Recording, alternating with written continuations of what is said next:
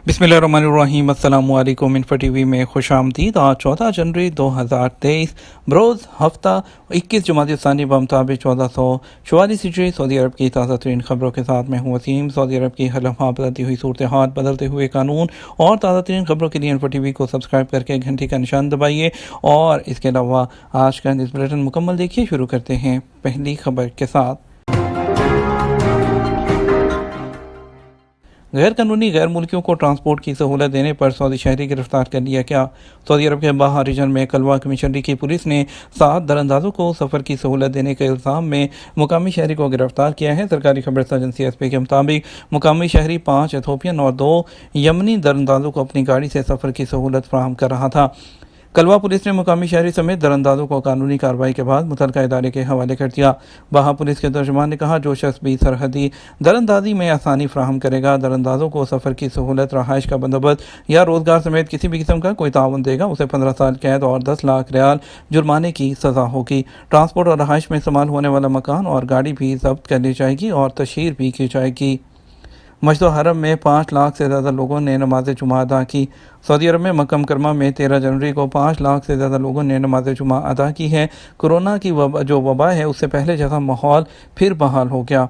सरकारी खबर agency SP के मुताबिक हरमैन शरफैन इंतज़ामिया ने अपनी वेबसाइट पर बयान में कहा कि ऑपरेशनल प्लान पर अमल दरामद के लिए 4000 से ज़्यादा कारकुनान और उनकी निगरानी के लिए 200 सुपरवाइज़र हैं वो तैनात किए गए थे। हरमैन इंतज़ामिया ने बयान में कहा कि नमाज जुमा अदा करने वालों के लिए जो आने वाले लोग हैं उनको आब ज़मज़म की 1,12,320 बोतलें भी फ्राहम की गई। मस्जिद हरम को मुअत्तर करने का खुसूसी इंतज़ाम किया गया। जुबैल और यम्बो में सनती मंसूबों के 5 एग्रीमेंट। सऊदी अरब में जुबैल एंड यम्बो रॉयल कमीशन ने रास अल खैबर और यम्बो इंडस्ट्रियल सिटी में नए मंसूबे कायम करने के लिए 43 अरब रियाल से ज़्यादा लागत के 5 मुआहदे किए हैं। अदल वेबसाइट के मुताबिक एग्रीमेंट्स किंग अब्दुल अजीज़ इंटरनेशनल कॉन्फ्रेंस सेंटर रियाद में मुनक्कद की गई कॉन्फ्रेंस कानकुनी जो है उसके मौके पर किए गए। अमेरिका का पाकिस्तानी तालिब इल्मों के लिए स्कॉलरशिप का प्रोग्राम का ऐलान। पाकिस्तानी तालिब इल्मों के लिए अमरीकी एजुकेशन फाउंडेशन ने स्कॉलरशिप प्रोग्राम का ऐलान कर दिया। यूनाइटेड स्टेट्स एजुकेशन फाउंडेशन इन पाकिस्तान USEFP की जानिब से ऐलान करदा स्कॉलरशिप प्रोग्राम से मास्टर्स और PhD करने के ख्वाहिशमंद लोग फ़ायदा उठा सकते हैं। USEFP के मुताबिक फुल ब्राइट मास्टर्स और PhD के प्रोग्राम के तहत अमरीका में स्कॉलरशिप पर मुफ्त तालीम हासिल की जा सकती है। स्कॉलरशिप प्रोग्राम के तहत उम्मीदवारों की फ़ीस, किताबें, हवाई टिकट, माहाना खर्चा, हेल्थ इंश्योरेंस अमरीकी हुकूमत के ज़िम्मे है, जबकि इदारा वीज़े के हसूल में मुआवनत करेगा। मास्टर डिग्री के हासिल करने के ख्वाहिशमंद लोगों के पास 4 साल की बैचलर डिग्री या फिर मास्टर्स और बैचलर्स को इकट्ठा करके 16 साल की तालीम ज़रूरी है। ताहम MBA और पब्लिक पॉलिसी के उम्मीदवारान के लिए 2 साल का तजर्बा भी ज़रूरी है। गीज़र के इस्तेमाल में एहतियात बरतें।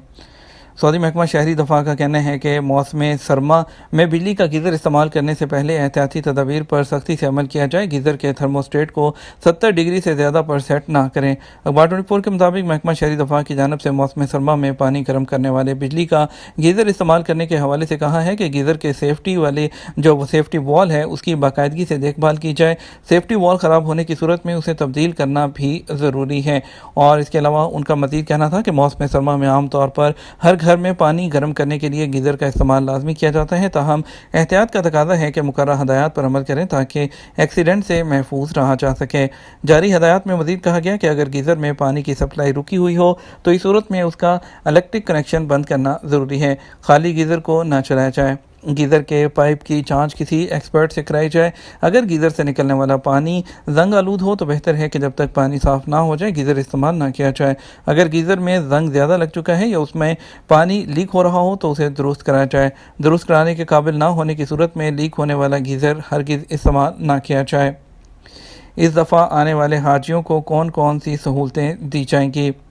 सऊदी वज़ारत हज और उम्रा ने इस साल मुसलमानों के मजहबी फ़रीज़ा की अंजाम दही में आसानी पैदा करने के लिए बहुत से जो है इक़दाम किए हैं। उसमें सबसे पहला कदम एयर टिकट की इंस्टॉलमेंट में पेमेंट है। दूसरे फैसले में ख़वातीन को बगैर महरम जो है हज की अदायगी की रजिस्ट्रेशन और तीसरे इक़दाम में आज़मीन की तादाद को बढ़ाया गया है।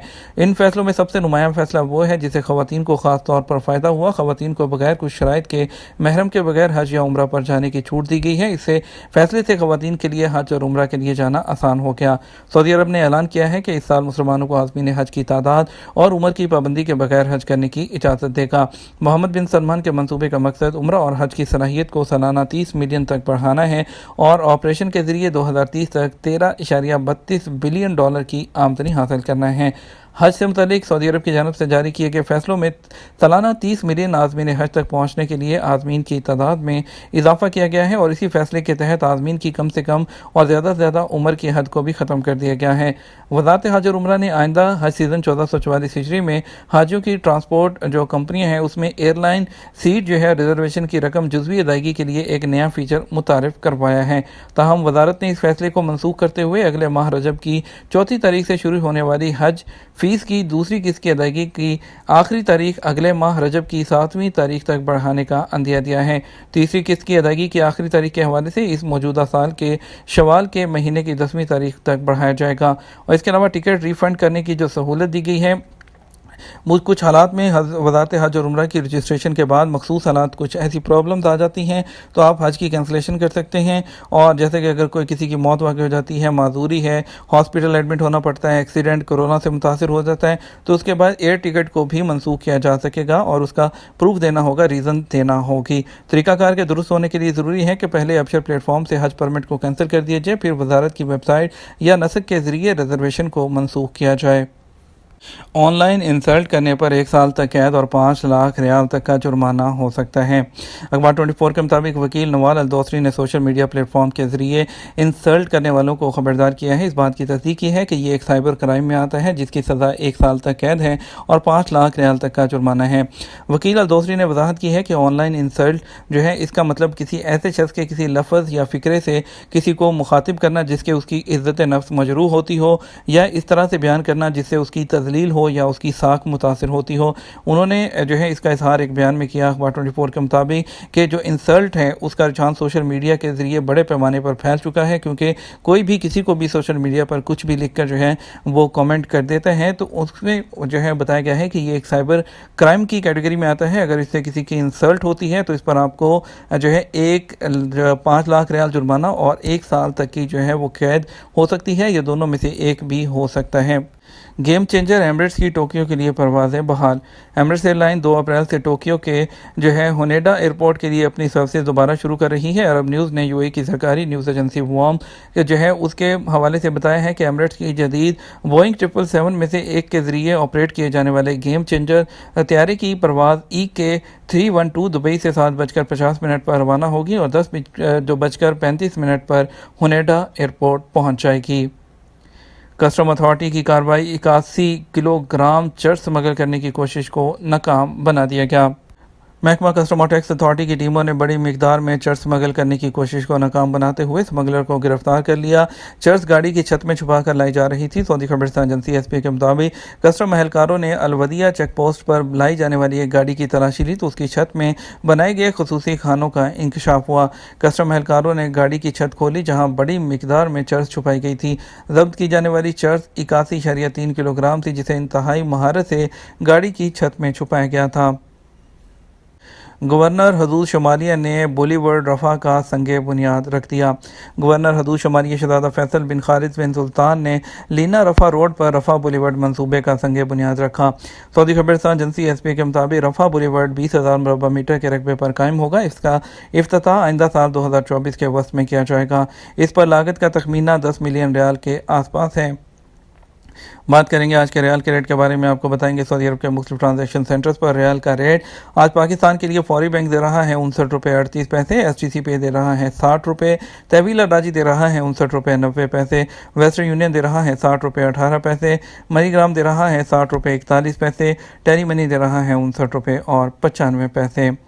انڈیا کی اگر بات کرتے ہیں، انڈیا کے لیے فوری بینک دے رہا ہے 21.28 STC پے دے رہا ہے 21.26 تحویل اراضی دے رہا ہے 21.42 ویسٹرن یونین دے رہا ہے 21.33 منی گرام 21.32 اور انجاز بینک 21.30 دے رہا ہے۔ یہ تو ہمارا اب تک کا نیوز بلیٹن۔ آپ مزید اور اہم خبروں کے لیے ہمارا شام 6 بجے کا نیوز بلیٹن دیکھ سکتے ہیں۔ اس کے ساتھ ہم آپ سے اجازت چاہیں کہ ویڈیو کو لائک اور شیئر کرنا مت بھولیے گا۔ آپ کے قیمتی وقت کا شکریہ۔ اپنا خیال رکھیے گا۔ السلام علیکم۔